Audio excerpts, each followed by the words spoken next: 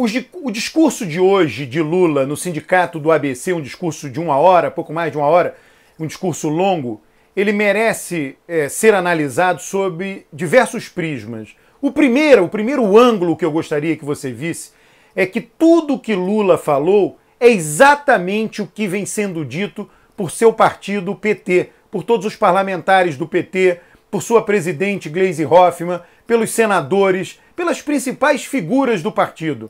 O que ele disse de mais importante no discurso? Um discurso de oposição ao governo Bolsonaro, de oposição ao governo federal.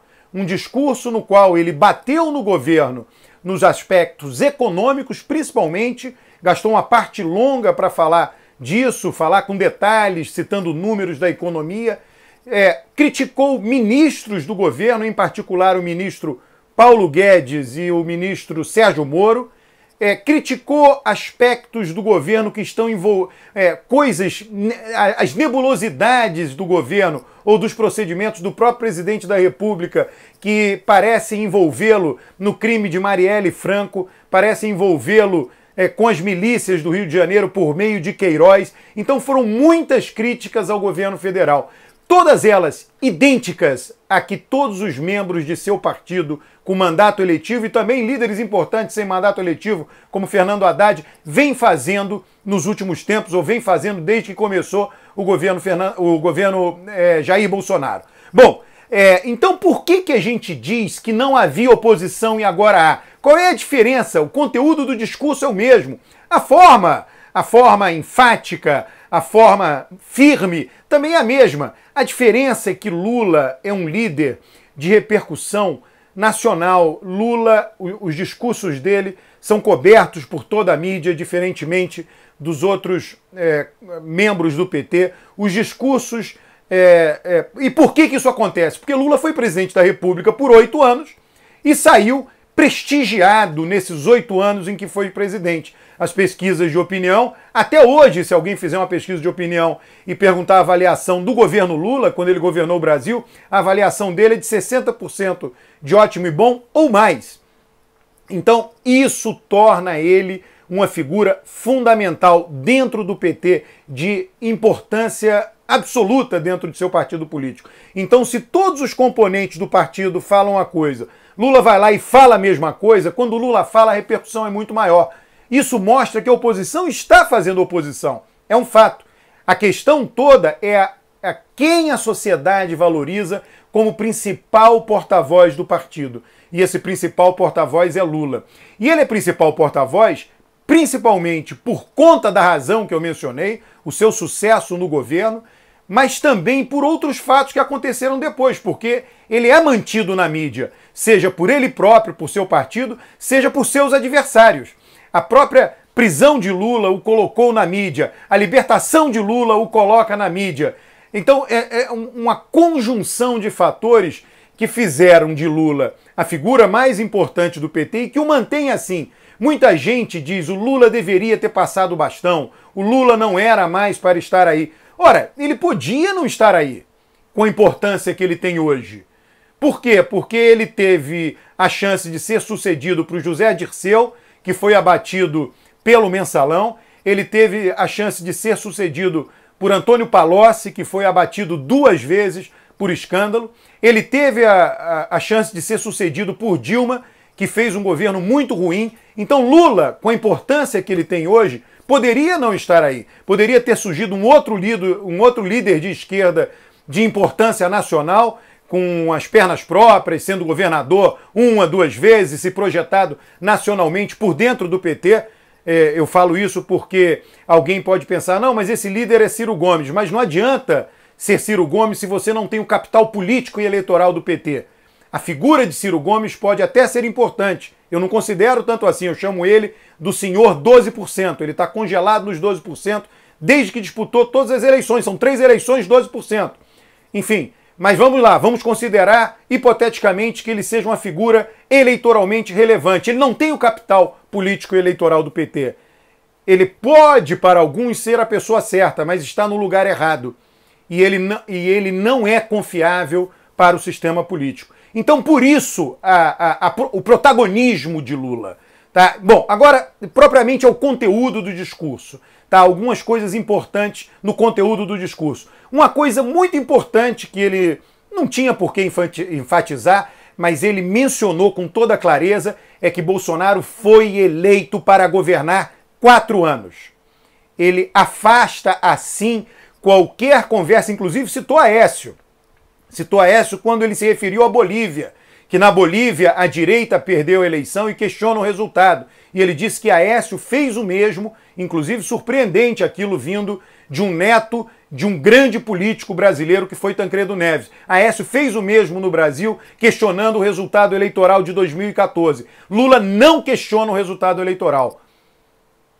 Bolsonaro venceu a eleição e venceu dentro do presidencialismo, que consagra por lei, constitucionalmente, um mandato fixo, com data para iniciar e data para terminar o mandato. Portanto, não passa pela cabeça de Lula em nenhum momento fazer algum tipo de campanha, algum tipo de menção sequer ao impeachment de Bolsonaro. Lula assume, como todo democrata assume, e democrata, inclusive, eu me coloco nesse grupo, que se foi eleito tem que concluir um mandato. Disputou uma eleição e venceu. Isso está no discurso de Lula hoje. Disputou uma eleição e venceu, venceu para governar 4 anos. Então o que cabe à oposição?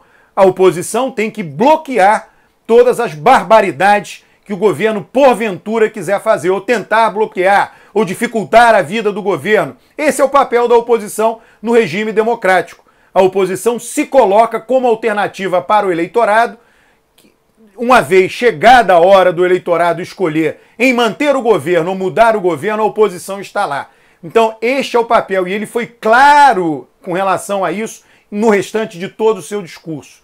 Ele chamou atenção para o que ele considera os retrocessos do governo Bolsonaro. Retrocessos, e aí é a tecla mais importante, ela até temporariamente, na conjuntura do Brasil, pode ter ficado menos relevante aos olhos do eleitor, mas ela vai lentamente retomando a importância, que é a tecla da situação econômica, do bem-estar, da situação financeira das famílias.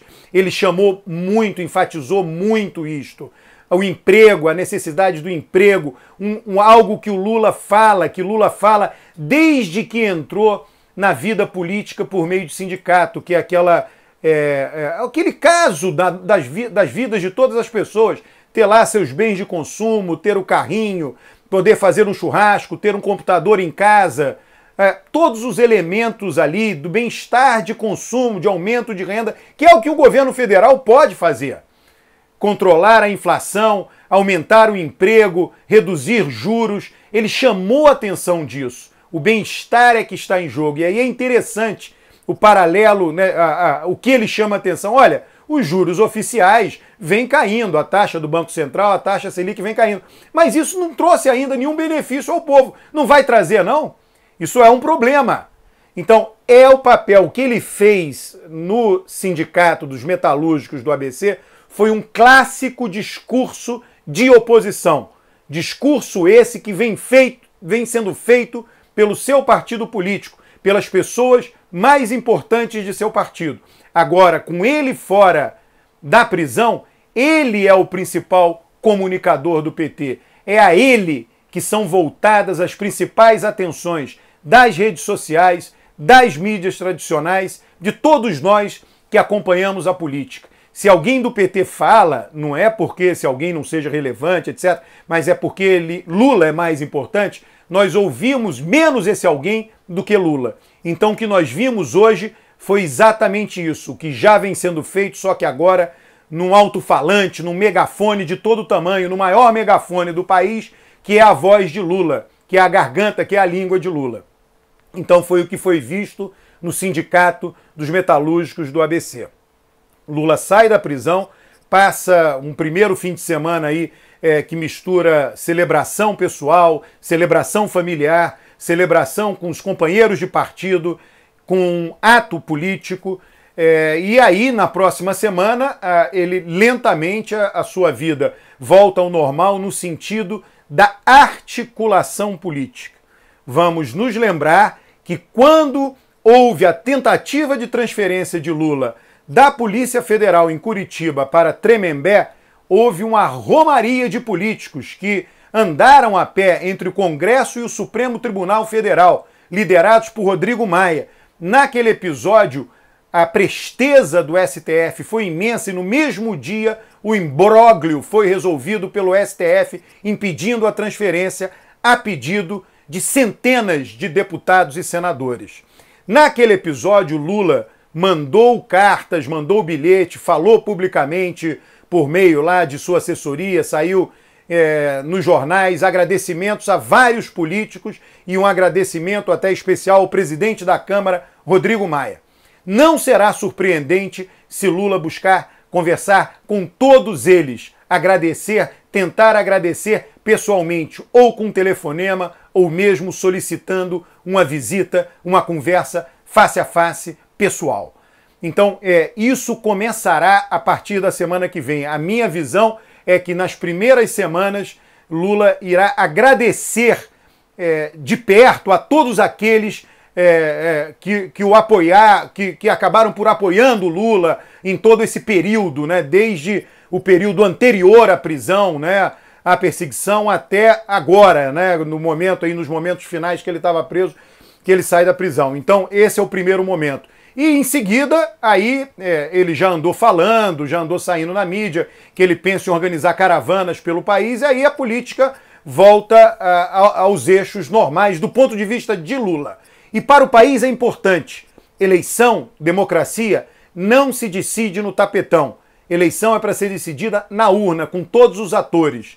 Na minha visão, caso a elite política, ou uma elite política de direita, centro-direita, extrema-direita, caso ela queira derrotar Lula, não cabe derrotar nos tribunais. É preciso derrotá-lo na urna, é preciso derrotá-lo na comunicação, na campanha eleitoral. A escolha de uma nação, a escolha democrática é uma escolha feita com todas as opções para aquela nação e não com opções truncadas por um suposto funcionamento adequado do Poder Judiciário, que nós sabemos que não é. É uma tecla que neste canal eu venho falando muito, a justiça inquisitorial brasileira. Inclusive, em breve farei um vídeo mais longo sobre isso. Um forte abraço.